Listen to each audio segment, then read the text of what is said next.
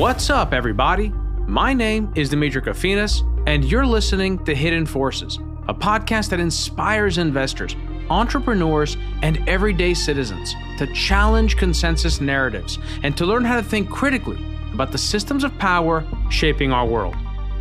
I had an opportunity to be interviewed recently for a new podcast that styles itself as a sort of documentary series where the host, Bradford Pope McArthur, interviews many of the same people that you will have heard on this podcast over the years, including our recent guest Simon Mihailovich, but also folks like Michael Kazin, the biographer of William Jennings Bryan, who had appeared on my old TV show years ago, and which was really one of my favorite episodes at the time. The podcast/documentary is titled The Empire's New Clothes, and it examines the cyclical forces that make and break empires and tries to answer the big questions of how we got here as a society and what might be in store for us in the years to come.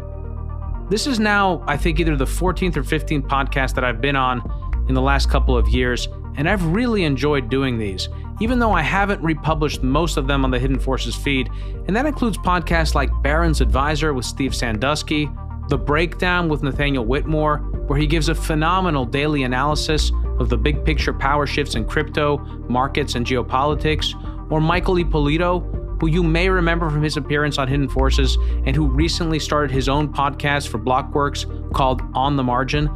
All of these folks are doing a great job and in some cases are absolutely crushing it.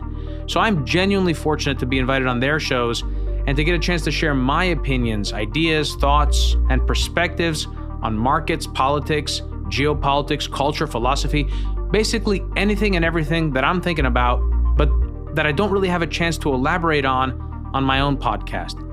You can find more information about Bradford's podcast at theempiresclothes.com. And as always, you can learn more about Hidden Forces, listen to previous episodes, and sign up for our premium content through the Hidden Forces website at hiddenforces.io. And with that, please enjoy my recent appearance on The Empire's New Clothes with host Bradford McArthur.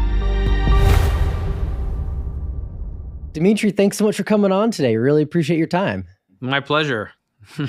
Yeah, well, so little backstory here. I've listened to a lot of your podcasts. You bring on some fascinating guests. I've noticed we have a little bit of crossover.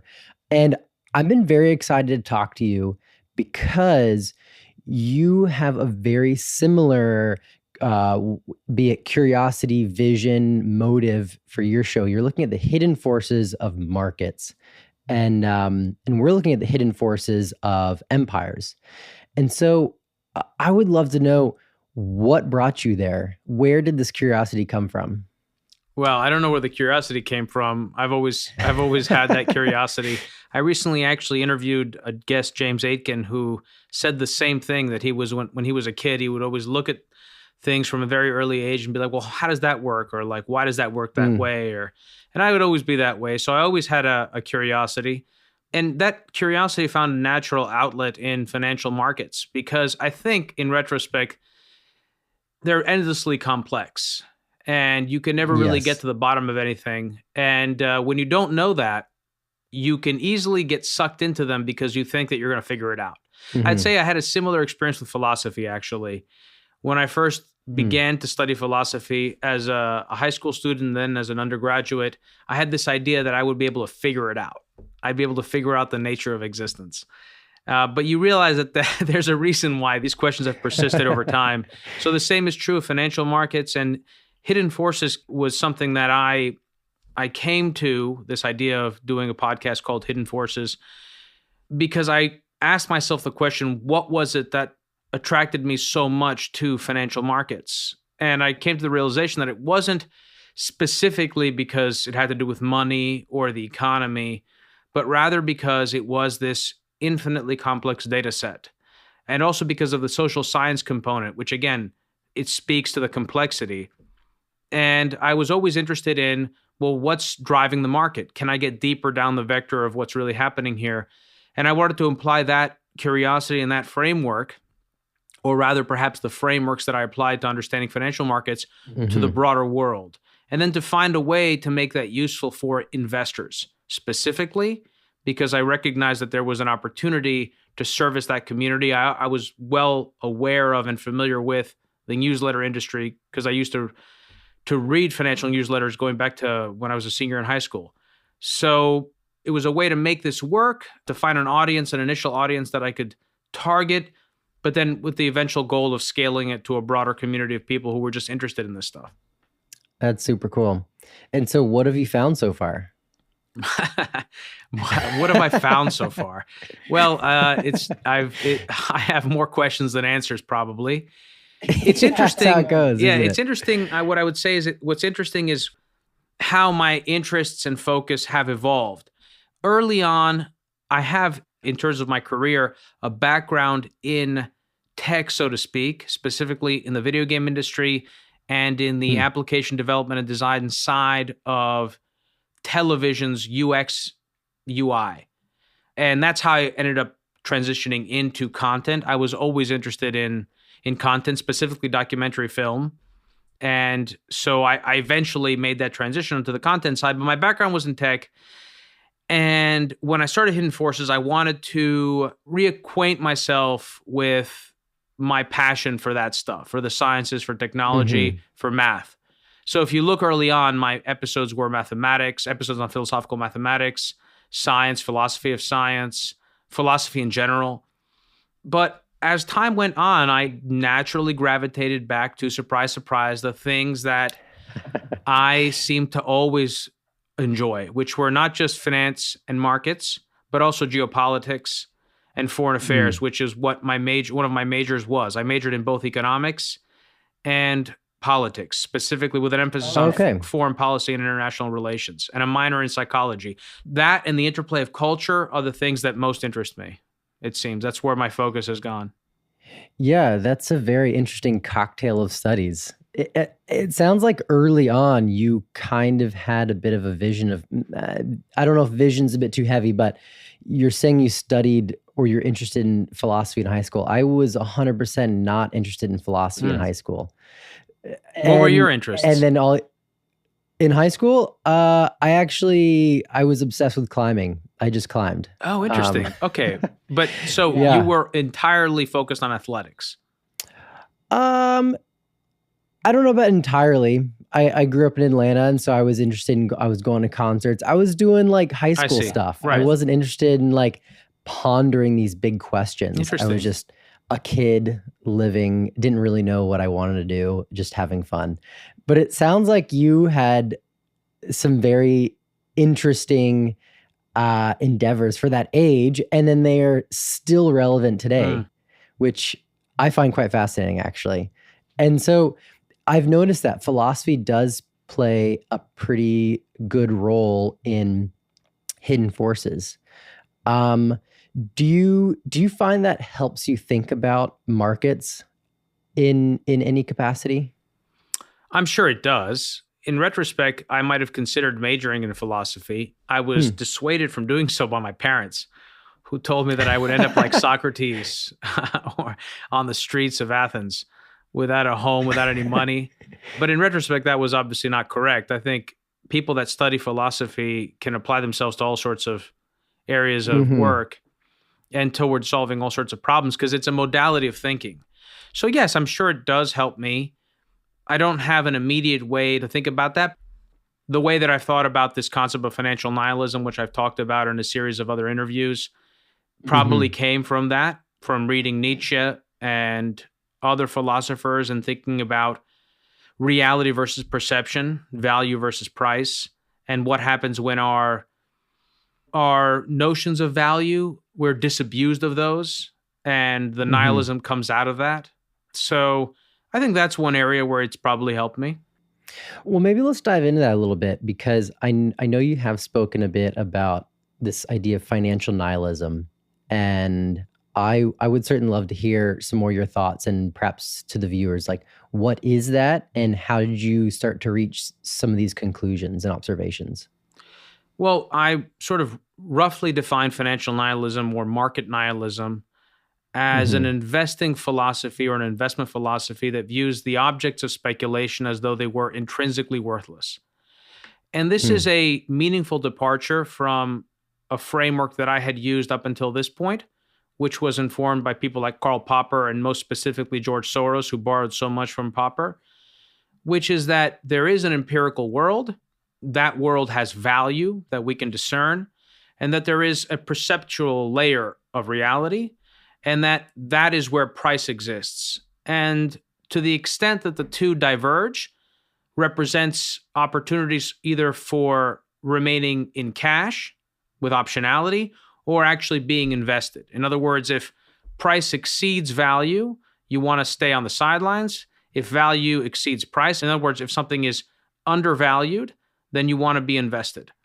I still believe this to be true. I still think there is an empirical reality, an objectively discernible reality. And I still think that our perception of reality is never perfectly aligned with it. However, I think that we are in a phase now where people's confidence in that type of model has been dramatically shaken. Their confidence in the values that they grew up with, their confidence in institutions, all of those things. And out of that is born this nihilism. And I specifically call it financial nihilism because we've seen it on display in financial markets with respect specifically to meme stocks, also in cryptocurrencies. And it's this idea that, well, reality really doesn't matter. What matters is perception entirely. But one step further, concluding that we can alter perception permanently and exist entirely within that perceptual realm and never have to be accountable to what's happening in the real world. And I think that's not just troubling, I think it's ultimately false, but we're living through a period where you have to understand that, I think, in order to invest. And then your personal beliefs there, I feel like you kind of hinted at that, but do you agree with that? And do you look at that as an investment framework for yourself just because it's so prevalent? I certainly have invested accordingly. I've had to. Mm-hmm. It's not like a comfort zone for me. I operate much better in a world where I can value something and then I can determine whether it's over or undervalued. Mm-hmm. But I have selectively speculated with this framework in mind. A perfect example is an episode I did on Ethereum ultrasound money, the concept of ultrasound money, and EIP 1559 and proof of stake. And to the extent that I don't talk much about my personal investments insofar as they don't conflict with anything I do, and I certainly make disclaimers, but I never create content with the purpose of pumping any particular thing. Mm-hmm. But to the extent that I've invested in Ethereum, or speculated rather, it's been primarily because of that thesis and not because of the underlying value of the network, which I think is no longer possible to meaningfully discern, or at least not for me. One, I think it's important to point out that cryptocurrencies and blockchains and these networks in general, in order to understand them, you have to devote a lot of time. And most people just don't have the time to do that. So most of the money that's invested in the space is, quote, dumb money. And so one, there's that. And then two, it's very difficult to discern value because the heuristics that most of us depend on in order to determine whether or not something is valuable or how valuable it is are broken because of the tidal waves of liquidity and the rampant optimism in the space. But that doesn't mean that you can't speculate on the margin, and I think responsibly, by using some of these models around financial nihilism that I've developed, that I think about, that I've talked about on the podcast, and most specifically in other interviews. Well, it's interesting. This also makes me think of, and folks listening have maybe heard me say this before in other interviews, but it seems like we're living in a post-truth world. And I've heard you say before that our goal should be to create a more equitable society that is self-correcting. And to be self-correcting, there needs to be some core vision the majority agree on. And so if everything can be relativized, then it seems challenging to imagine a reality or a future where we all have that core truth, that core belief that can guide society's self-correcting. And so this is kind of like a philosophical question for you. do we need a different philosophical foundation, a non-post-truth culture before this can happen? Or is it possible to create a core vision that society can self-correct around within the current state of affairs? When you say within the current state of affairs, are you saying, can we live as a society in a post-truth world, i.e., in a world where everyone more or less no longer believes in empirically discernible consensus truth? Yeah, so I think in one part, there's a element of how people behave and act, and they will say things like, everyone must create their own truth, or there is no truth. Sure. Live your truth. Exactly. And there's built-in contradictions to that because you're stating an absolute truth claim, of course. So there's in one way this like contradictory framework, but then there's another way that, just because I might believe that doesn't mean my day is going to go poorly. Like I can still live an interesting and fulfilling life potentially, but we all have these competing visions of what truth is. And there might be some QAnon truth. There might be some climate change truth. There'll be all these different truths. So in a world like that, is it possible to have a core central vision that society can self-correct itself and have this more equitable society, that if there's an outlying event that brings society into a non-equitable space, it kicks it back to this core vision? I'm not entirely sure where you're placing references of equitable or quick kick it back. I'm not sure. But what I would say is no.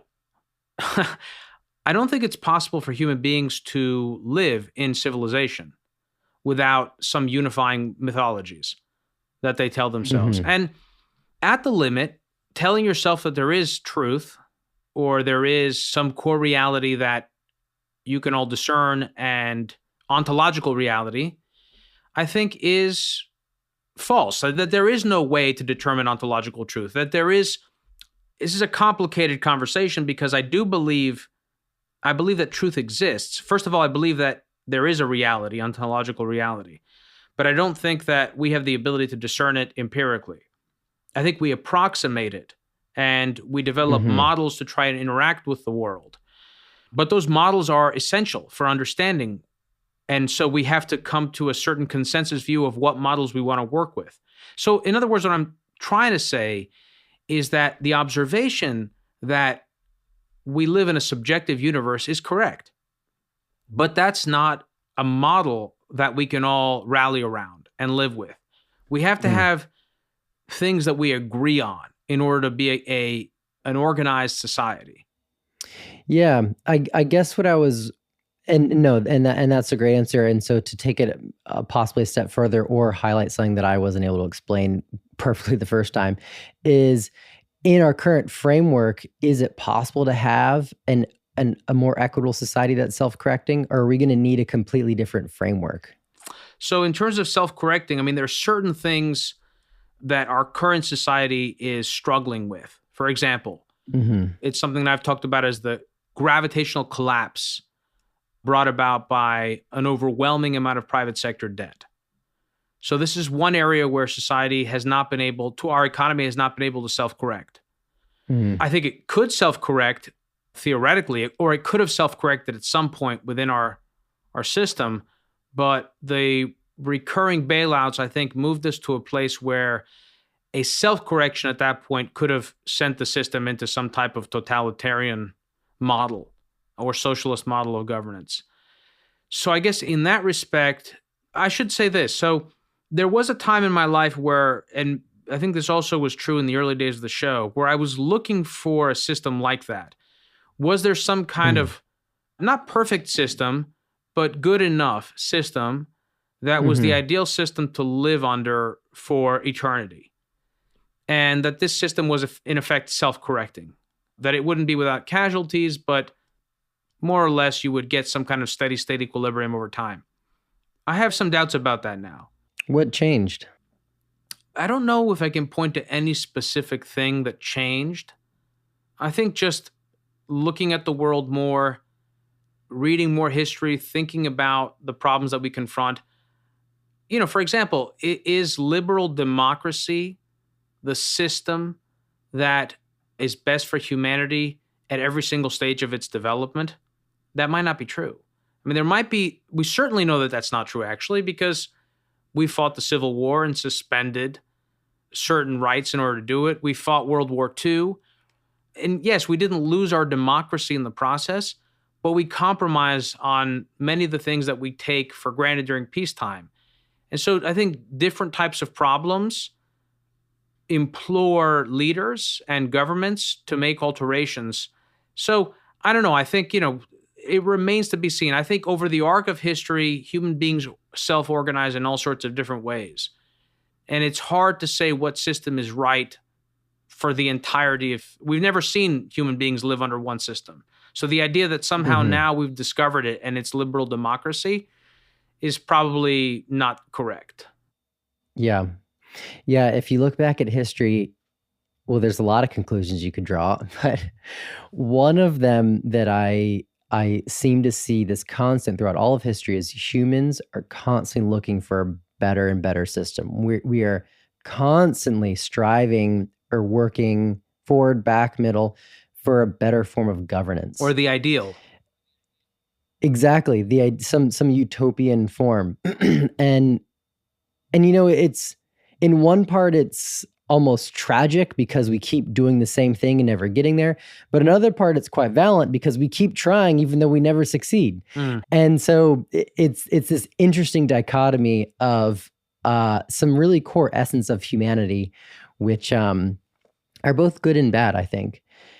And so to kind of go further, you mentioned some periods in U.S. history where let's call them the period of compromise for liberal democracy, where we compromised values and freedoms for what at the time could be a narrative for better values and freedoms in the future. You mentioned the Civil War, World War II. In one way, it feels like America's building towards some big monumental moment. I would love to be the only one who thinks or believes this, and I'd love to be completely wrong. And I'm just wondering if you feel the same way at all. Yeah, I don't know. I mean, towards one monumental moment, I don't know. But certainly... that could be a bit dramatic. Yeah, but certainly we're moving towards a resolution. And by resolution, that I don't want to suggest that the outcome of that will be good or bad, but simply will resolve an unsustainable state of affairs, which is the state of affairs that we live in today. Though we didn't know it, that may have begun after the fall of the Berlin Wall, maybe sometime between the fall of the Berlin Wall and 9/11, though probably in the early part of the 1990s. Because I don't think the model that we've been living in since then really had the right mix of things that human beings need to live successfully in the world. And one example of that is an organizing narrative. The organizing narrative after the fall of the Berlin Wall has been something along the lines of some kind of utilitarian argument for mass consumerism and comfort, and that people would sort of be motivated by the desire of growing rich and just getting richer and richer. And ultimately, while that it would be nice if human beings were satisfied with absolute comfort, it's not true. People care about relative standing, number one. Number two, people care about more than just material wealth. They need a unifying vision. They need a mission, both in their personal lives and I think in their national aspirations. I don't know if a society can organize in the form of a nation or a nation state without a unifying set of beliefs that bind them together. And in fact, what we have today is the opposite of that. What you see is that within the United States, we are tearing each other apart. The common enemy that we've identified is no longer from without. It's no longer the Soviet Union or Nazi Germany or the British or the South during the Civil War, which was internally divisive, but it was the Union against the Confederacy. It is now ourselves. And you don't really know exactly who the enemy is. You're always trying to discern who the enemy is. And so this is not a fundamentally sustainable state of affairs. And I think that's just one example of a mix of things that the United States has to resolve, the country needs to resolve in order to bring us back to a place where we can, live under a sustainable model for, again, an indefinite period of time. Yeah. It's really interesting that you kind of highlight we are our own enemy currently.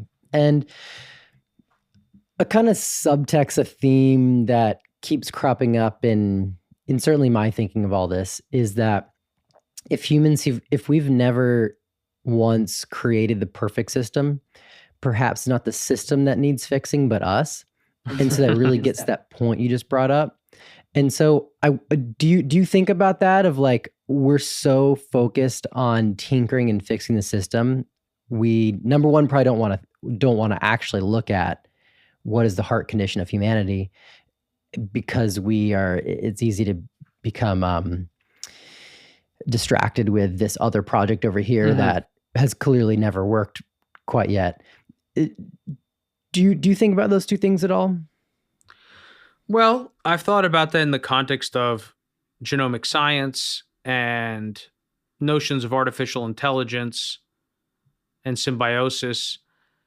I think the issue you run into there in terms of advocating for the evolution of humanity in order to fit itself into an ideal system is, to what extent are you no longer human? And I think asking most people to support anything that would result in a race of humans or a species, a non-Homo sapien type evolved ape, would be that it's kind of like committing suicide in a way. Yeah. And it's interesting. Andrew Solomon wrote a book called Far from the Tree, where he talks about all of these aberrant cases of parents who have children who are deaf, homosexual, transgender, that have Down syndrome, etc., dwarf characteristics, to highlight the challenges and the suffering that emerges from having children that are sufficiently different from you. And we're talking about human beings here. We're not talking about alien species. And I think that does speak to like a real biological antipathy towards the kinds of things that you're describing. So I do think about it, but I think evolution is something that should happen over a long period of time, or that's how it historically has happened, so people are able to cope with it. But the idea of genetically engineering the human species or developing such exponentially advanced technologies that displace us or that empower a new race of humans who can use them to rule over the rest of us, I think that's frightening. I wouldn't want to be in either one of those positions, but certainly not the inferior one. Yeah. Well, and I guess I'm also just thinking of simply, how do I treat my neighbors? And the idea of humility in not thinking less of yourself, but thinking about yourself less and thinking of others more. And just some really basic, one could say worldview, one could say philosophical ways of approaching yourself and your community around you. Yeah. I mean, that's a great point. That is something that we absolutely need. I think we are living through an epidemic of narcissism in our society, and most people don't realize that they're being narcissistic.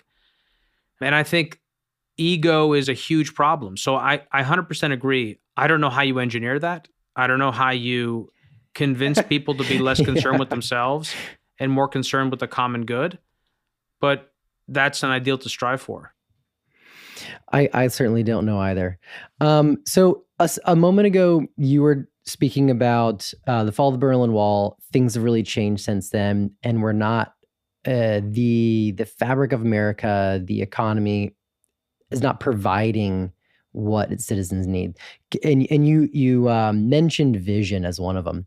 What are some of these other elements that are not being met?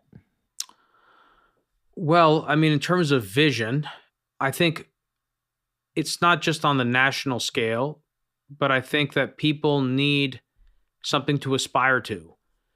And I think nationally people don't feel that. I think a lot of people in their personal lives don't feel that.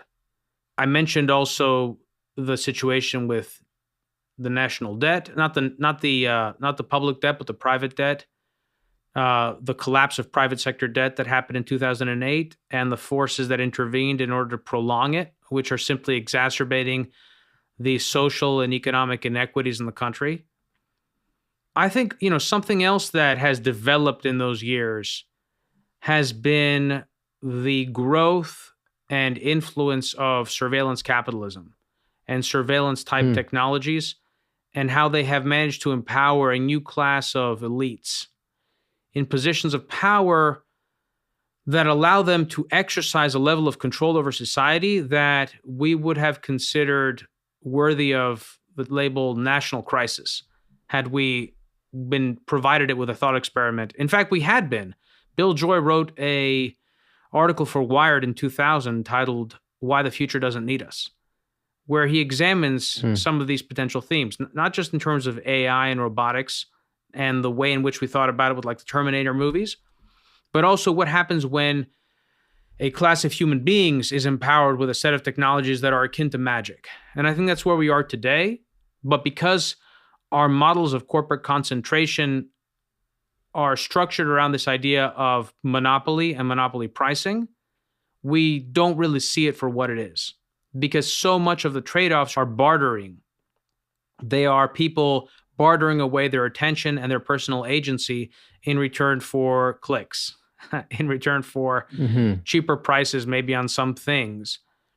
But it's a different model. And I think this it's certainly up there with all the things that I'm most concerned about. But I think it actually would rank at the very top, because it's covert.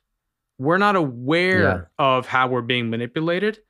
And our system of government requires the agency of the population. This is something, I know you've had Mike Green on the show. Mike Green talks about something similar when he talks about passive investing.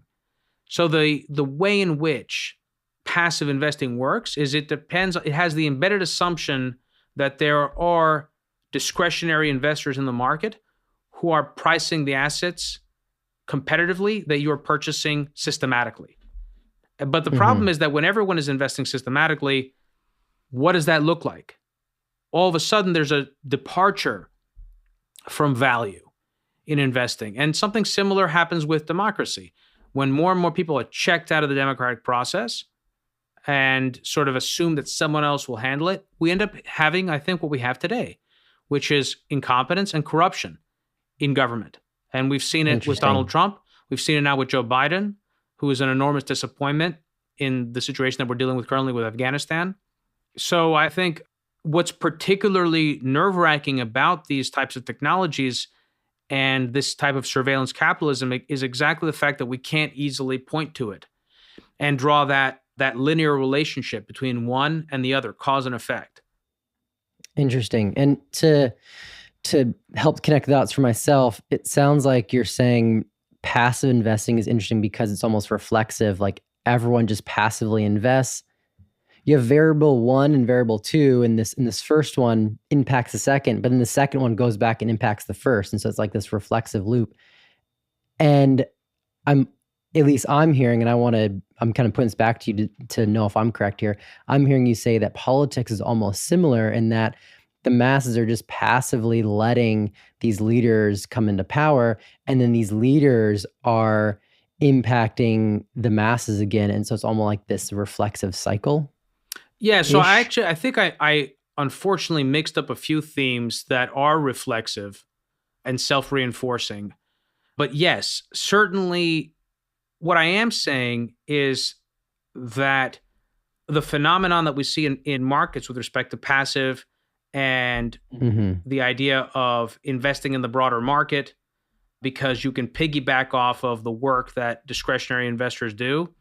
Something similar has happened in politics and in American politics and in government, which is that over the decades, people have increasingly handed off their responsibilities to the broader public, which they have hoped would do the work of vetting the candidates and bringing to us the cream of the crop.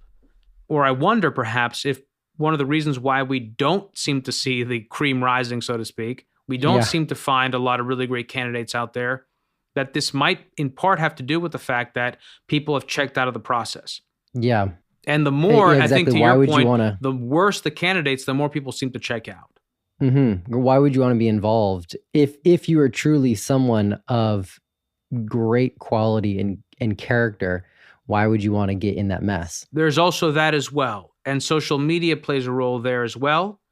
And media and the denigration of candidates, the way in which the press has, I think, played a role in this as well. And again, this is not to attack the press as an institution. It's simply to acknowledge that the economic incentives of media have changed in such a way so that many of the most successful news programs or formats that exist reward bombastic, fear-mongering propagandists. And those people misinform the public, and subsequently the algorithms that present information to viewers and to readers are not built to choose content based on its informational accuracy or its benefit to the greater good. They are designed so as to garner the most amount of attention from the reader or from the viewer. That's so interesting. It sounds like a glass ceiling for wholesome character. As in, imagine Jimmy Carter. A lot of people are going to disagree, but with this analogy, I shouldn't have picked a specific person, but he is known as being like the nicest president. Like that is some stereotypes. And so just imagine anybody farmer right now. Yeah. And that's a very interesting dynamic I have certainly thought of before, but not in that specific way, that it really is almost like glass ceiling for like these wholesome characters. That is maybe what we need right now. Someone who's able to take the hits and make the tough decisions that's going to be bad in the short term. Yeah, I wouldn't say that what we want is a wholesome. I think I agree with the very end of what you said. I don't know that we want a wholesome Jimmy Carter type character. Yeah, no, I take that nice part guy. Back, but yeah, or a nice guy. Yeah. I think what we want is exactly. We want a tough guy or tough woman. This is inevitably where we're going. We're going to have a strong man or woman, and probably be a strong man because this is America. And the question is, will that person have good or bad intentions in his or her heart? And it won't be the first time. This is what I think, it goes back to my point about what societies need. Can a democracy go through, can it weather the type of storm that we are entering? A storm that is partly of its own making. Again, to the point about 2008, we wouldn't be in this mess if in 1998 or in 2008, we hadn't conjured so much wealth into existence, coddled financial markets, bailed out many bad actors who had contributed to or directly caused the crisis in the first place. And so by allowing these wounds to fester, we are now at a point where I don't know that our current system of government can actually handle the problems that we face. We need tough decisions. And the problem is that the type of decisions that need to be taken are not decisions that politicians are willing to make, because politicians are accountable to the public and politicians want to get reelected and they like to do popular things. And the most popular thing is to lie to people. So lying to people is not actually... Or give them money. Or give them money. Now, in this case, one could argue that giving people money through fiscal transfers is actually part of the solution. It's not going to be pleasant for a lot of people, for millions of people. Again, they're going to be winners and they're going to be losers.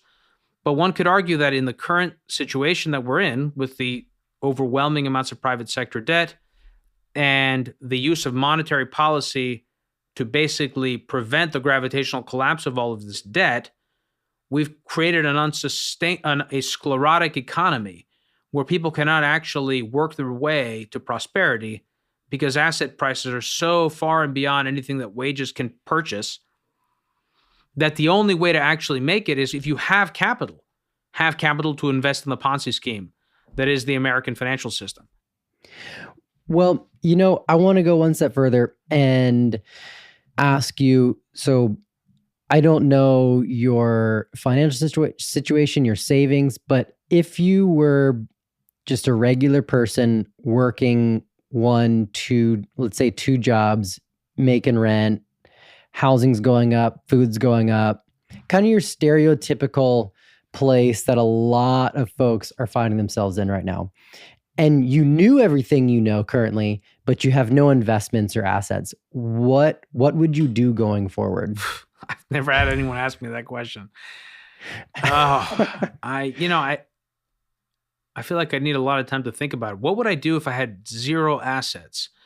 What about my income? All your understanding and knowledge. What would my income be?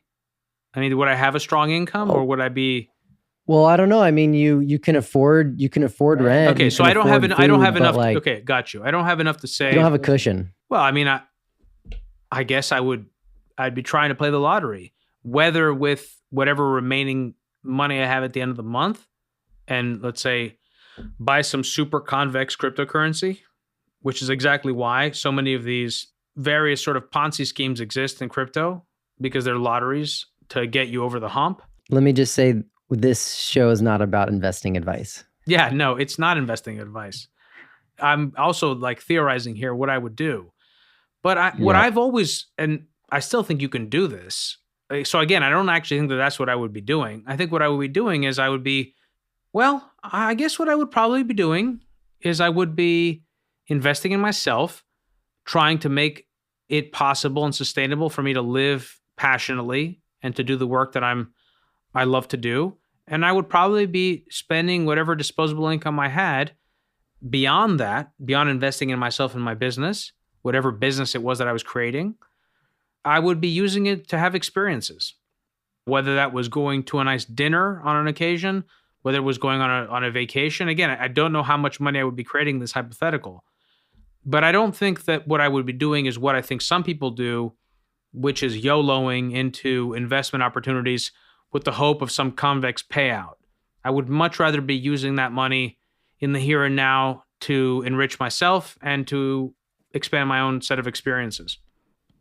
And not to beat this dead horse, but would you be worried about the next 10 years of your purchasing power being eroded even further? I would give up. Look, first of all, I don't think too much about the future.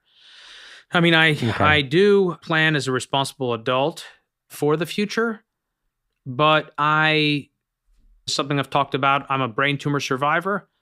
I understand very viscerally how quickly life, moves by. It feels like yesterday that 9/11 happened. We're now on the verge of the 20-year anniversary. So I don't like to commit myself too much to the future because the future changes. I like to be prepared for it as best as possible, but I think it's much more important to be emotionally resilient than it is to try and save your money. Now, that's also a function of the current environment. If I were able to save more predictably and confidently, then maybe I would plan a bit more for the future. And I do plan, again, and I have the luxury to plan because I've done well. But again, if I were not in that position, I probably would plan a lot less and care a lot less about the future. And that, incidentally, it's ironic because low interest rates create credit availability and provide businesses with the capital to invest in the future. And yet low interest rates also incentivize spending in the here and now. So in many ways, it's not coincidental that we find ourselves in the situation where people care less and less about the future. They're sucking from the future into today. And that's a dangerous dynamic that creates, I think, instability, both economically initially, but also in the long term socially. So we spoke about hidden forces, and we're going to wrap up soon. I'd love to hear a little more about it from your perspective, and then where folks can find it. But I want to ask, what's in the back of your mind? Are you just chugging along with hidden forces right now, or what are you excited about? Are there some things in the works? Like we just said, you just said you don't like to think about the future, but are there any exciting things in your plate you're looking forward to in the next bit? Sure. I mean, insofar as my work is concerned, first of all, the longer I have a show like this that grows in audience size and reach, the easier it is to book the types of guests that I want to speak to. So I don't currently, for example, have the ability to regularly speak with the most powerful people in the world. I've had opportunities to do that on occasion. I've had the Secretary of Defense on the show, for example. I saw that. Yeah, which was super cool. That's super cool. And so I would love to get to a place where I can speak to the current Secretary of Defense or the current President of the United States. But I'm not there yet, so that's a goal to aspire to. I will soon be launching a newsletter that I call the Get Smart newsletter. And it's going to be an opportunity for me to begin to put thoughts on paper, something I haven't done in a very long time. I used to write rather prolifically, and I have wanted to do it for a long time, but I've been rather disorganized. My wife is a systems thinking guru, so she is helping me slowly where she has the time and where I have the patience. So she's actually, all credit to her because she's making all of that possible. I launched a new music track with the show that was inspired by the soundtrack and original score from not just Stranger Things, but Stranger Things was inspired itself from a compilation of 1980s type music from movies like The Goonies, Neverending Story, stuff like that. So I launched that music track recently, and that speaks to where I feel like I'm taking the show. Cool. Yeah, and so there's a lot of things that I'm excited about. Look, some of what we talked about today speaks to the changes that we're seeing them, and we will see more of them. And so being in a position to talk about that and to speak to people's anxieties and to help construct frameworks for helping people navigate their way through these uncertain times is deeply meaningful to me. Mm-hmm. And I derive immense value from that, from hearing from people. I mean, as much as I love all different aspects of the show, arguably, I think what I love the most is getting emails from people, particularly young people, particularly people in high school or college, who say that the podcast has helped them, either in their work, in their lives, or both. So that's what I find most meaningful and exciting. And so I continue to look forward to doing that. That's super awesome. And you do such a great job. And I'm sure you get comments all the time, but obviously it's clear that you're comfortable in front of the mic. You do a lot of research beforehand. Absolutely true. Honestly, I've never had a guest before they come on hit me with so many questions like you did. And so it was really wonderful knowing you were going to be engaged and you were prepared. Not that I would have been worried, but it's clear that you put a lot of passion into this. And so that's exciting. Where can folks find this podcast we've mentioned so many times? So they can find us on any major podcast platform. I mean, any. We're on Pandora, Spotify, Overcast, Apple, Google, wherever you want. We're also on many international airlines, including big Asian airlines like Singapore, Cathay, United, British. And you can also find us at our website. The website is hiddenforces.io. You asked me if I have anything exciting happening. We are launching new websites for both Hidden Forces and for Demetri Kofinas, because DemetriKofinas.com it's like a picture of me from 2014. And it's just like a one-page thing that I built for $300. So we're going to be launching new websites, but you can visit hiddenforces.io and currently go through the entire episode library, going all the way back to episode 1. We now are at episode 207, I believe. And you can also follow me personally on Twitter at Kofinas with a K. And you can also follow the show at Hidden Forces Pod. That's awesome. For all those long haul overseas airlines passengers. That's also exciting. I get people, I love it. I love when people tell me, you'd be surprised to learn how many people have told me that they found Hidden Forces through an airline. And I wonder if it must be, because way many more people have found us just, going through one of, I would guess, maybe not, I don't know. I mean, the search and discovery function in iTunes and these other platforms is severely broken. And to the extent that it works, it's so true. And to the extent that it works, it depends. Hopefully someone's listening. Oh, yeah, I hope so. I hope someone from Apple's. I've been in touch actually with someone at Apple about this, but I never heard back. But to the extent that it does work, it depends on a narrow categorization. So for Hidden Forces, that's been a problem. We are not an investment show. We're not a marketing show. We're not a philosophy show. We're not a history show. We're not a politics show. And yet we talk about all this stuff. So maybe it is true that more people tend to find us on airlines. But what I think happens is when you're on an airline like United or Singapore and you see BBC World, NPR, Tata TV, and then you see Hidden Forces, you just assume you put it in the same category as like the biggest brands in the world. So it elevates us. And I think people immediately say, wow, this is really cool. These guys are talking about something really interesting. Let me hit them up. Yeah. Awesome. Well, that's a good score there. Demetri, thank you so much for joining today. It's truly been a very fun conversation. My pleasure, Bradford. For more information about this week's episode of Hidden Forces, or if you want easy access to related programming, visit our website at hiddenforces.io and subscribe to our free email list. If you want access to overtime segments, episode transcripts, and show rundowns full of links and detailed information related to each and every episode, check out our premium subscription available through the Hidden Forces website or through our Patreon page at patreon.com/Hidden Forces. Today's episode was produced by me and edited by Stylianos Nicolaou. For more episodes, you can check out our website at hiddenforces.io. Join the conversation at Facebook, Twitter, and Instagram at Hidden Forces Pod, or send me an email at dk@hiddenforces.io. As always, thanks for listening. We'll see you next week.